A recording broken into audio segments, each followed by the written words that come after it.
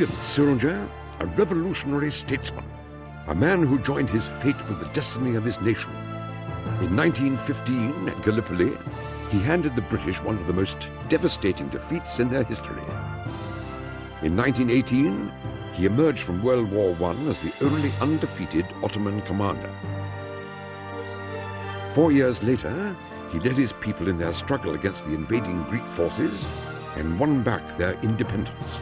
In 1923, on the ruins of the defunct Ottoman Empire, he founded and became the first president of the Republic of Turkey. 6 months later, he became the first leader to attack and defeat Islamic theocracy. With the seeds of democracy he planted, the nation he cultivated endured tribulations both from inside and outside for decades. Stalin considered him a fascist. Hitler and Mussolini said he was a communist. Others called him a dictator. His people called him Ataturk, Father Turk.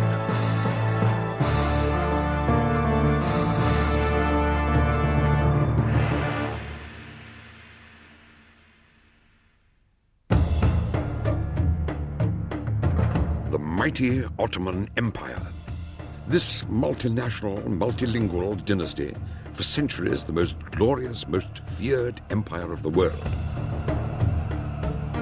At its height, under the rule of the world-famous Solomon the Magnificent in the 16th century, the empire encompassed southern Europe, Arabia, Near Asia, North Africa, threatening the gates of Vienna. By late 19th century, the glorious days of the Ottomans were distant memories of the past. Lagging behind the progress in the rest of the world, the empire was ridiculed by the Western powers as the sick man of Europe. After an unsuccessful attempt in constitutional democracy in 1876, the Ottoman Empire became more autocratic and theocratic under the rule of Abdul Hamid II, Caliph and Sultan. Caliph, the head of the Muslim world, Sultan, head of state. Reacting to the intrusions of the Western powers into the empire's internal affairs, he turned the country into a police state and ruled with merciless authority for 33 years. However, even his despotic rule could not prevent the ideas of nationalism and democracy, so active in the Balkans, from entering the young minds of his subject soldiers.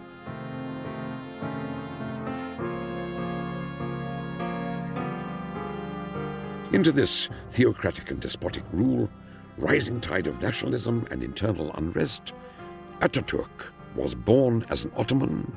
He would die a Turk.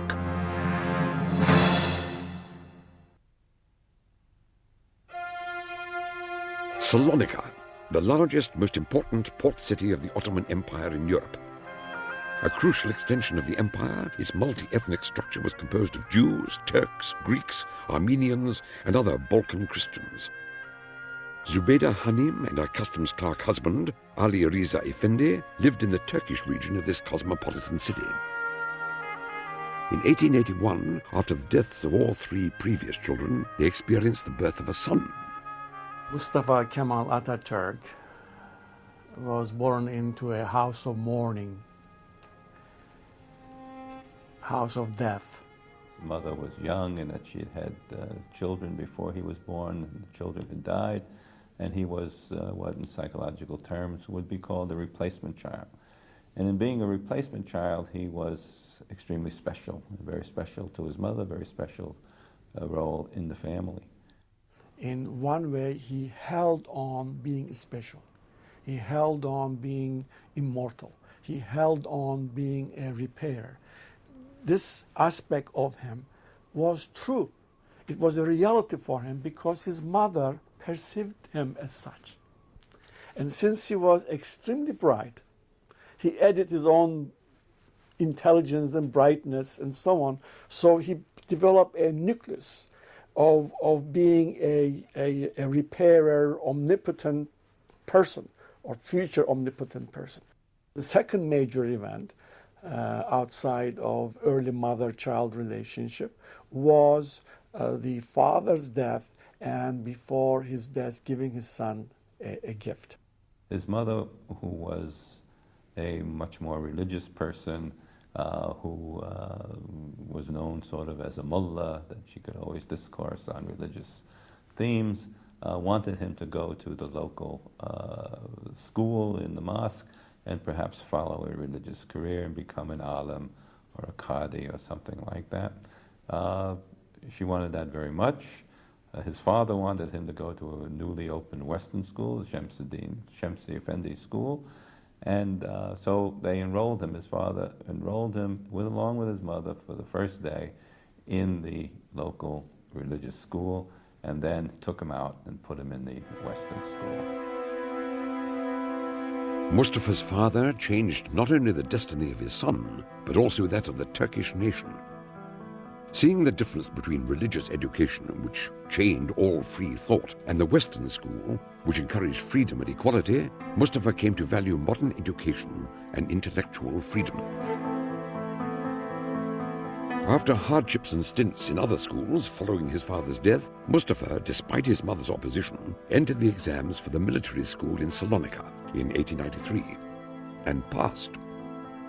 He always wanted to wear a uniform, which is one of the things that enticed him to go to military school, and he struck quite a handsome figure in his uniforms, which did a lot for his own self-esteem and helping him to develop a sense of who he was.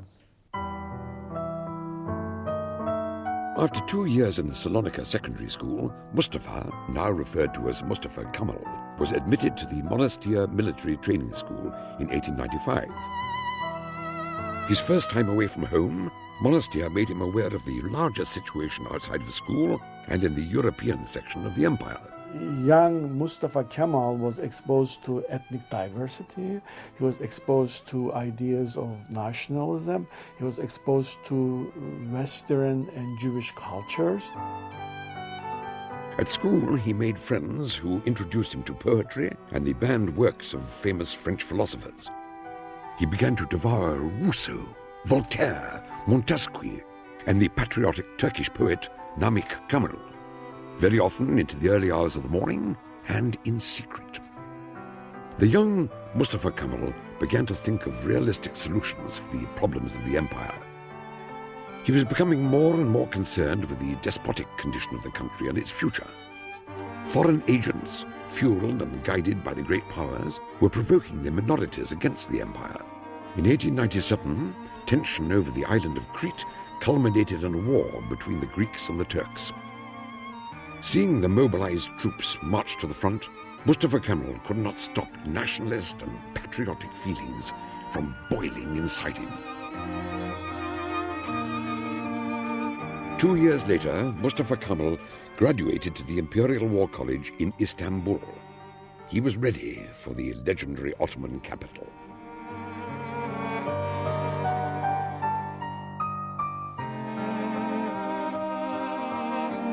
The heart of the